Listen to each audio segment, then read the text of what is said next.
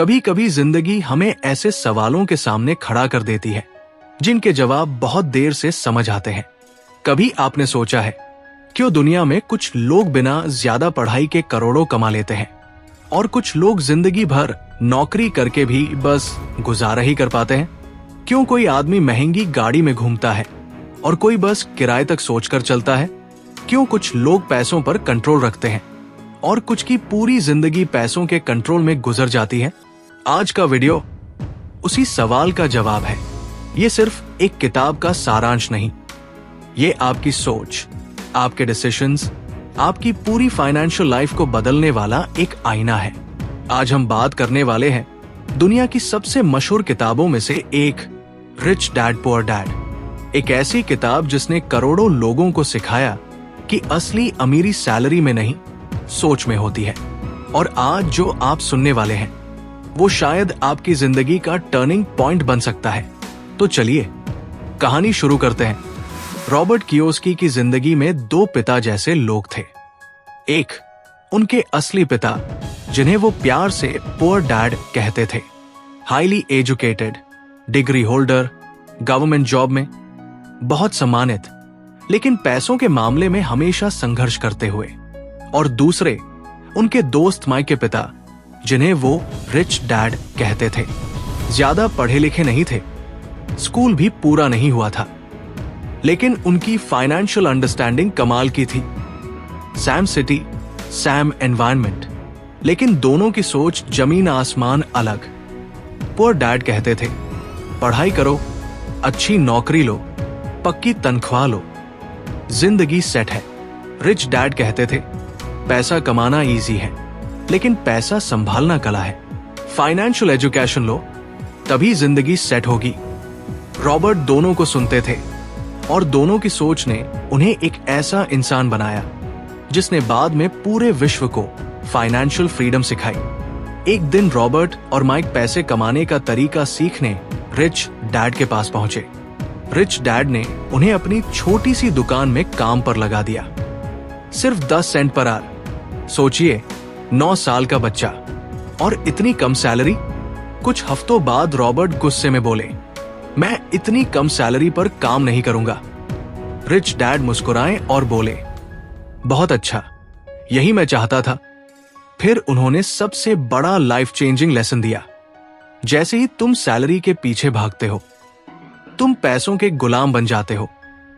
सीखना है तो ये सीखो कि पैसा तुम्हारे लिए कैसे काम करेगा।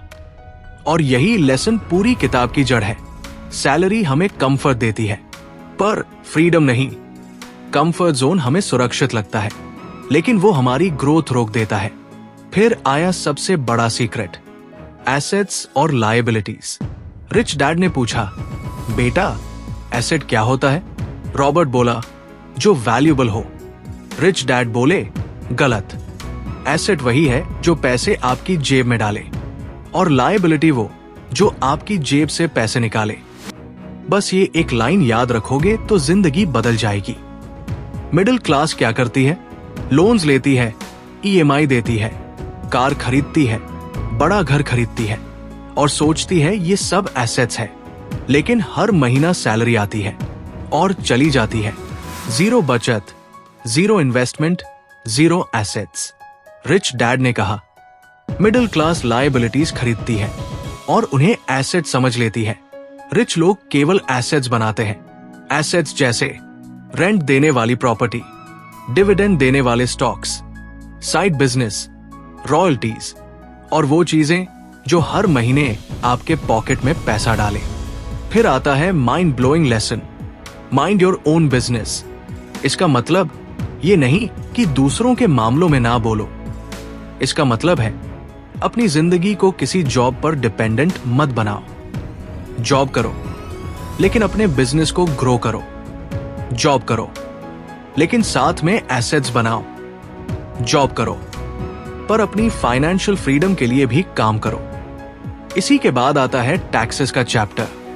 पुअर डैड सोचते थे कि टैक्सेस रिच लोगों को देने चाहिए, लेकिन सच्चाई उल्टी थी। रिच लोग सिस्टम को समझ लेते हैं, लूप होल्स जानते हैं, लीगल तरीके से टैक्स कम करते हैं, कंपनी पैसा कमाती है, एक्सपेंसेस निकालती है, बाकी पर टैक्स देती है। आम आदमी पैसा कमाता है, पहले टैक्स देता है, फिर खर्च करता है। सिस्टम सैम है, डिफरेंस सिर्फ नॉलेज का है। फिर आता है सबसे शक्तिशाली lesson, the rich invent money. Rich लोग अपॉर्चुनिटी ढूंढते नहीं, अपॉर्चुनिटी क्रिएट करते हैं। मार्केट गिर रहा हो, दुनिया डर रही हो, लोग बेच रहे हो, रिच लोग खरीद रहे होते हैं, सीख रहे होते हैं, बिल्ड कर रहे होते हैं। पुअर लोग सोचते हैं रिस्क है, रिच लोग सोचते हैं यही मौका है। रिस्क सब जगह है, लेकिन रिवॉर्ड सिर्फ वही है जहां नॉलेज और करेज साथ हो। रिच डैड ने रॉबर्ट को सिखाया, पैसा कमाना स्किल नहीं, सोच है। सोच बदल लोगे, इनकम अपने आप बदल जाएगी। फिर आता है एक सबसे अंडररेटेड बट पावरफुल लेसन, काम सीखने के लिए करो, कमाने के लिए नहीं।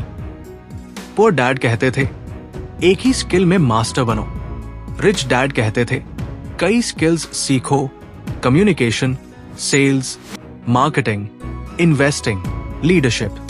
ये स्किल्स आपको अनस्टॉपेबल बना देती है।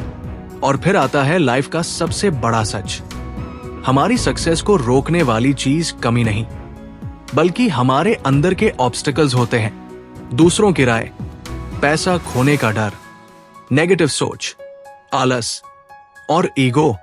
रिच डैड ने कहा मनी का खेल दिमाग में जीता जाता है, जेब में नहीं।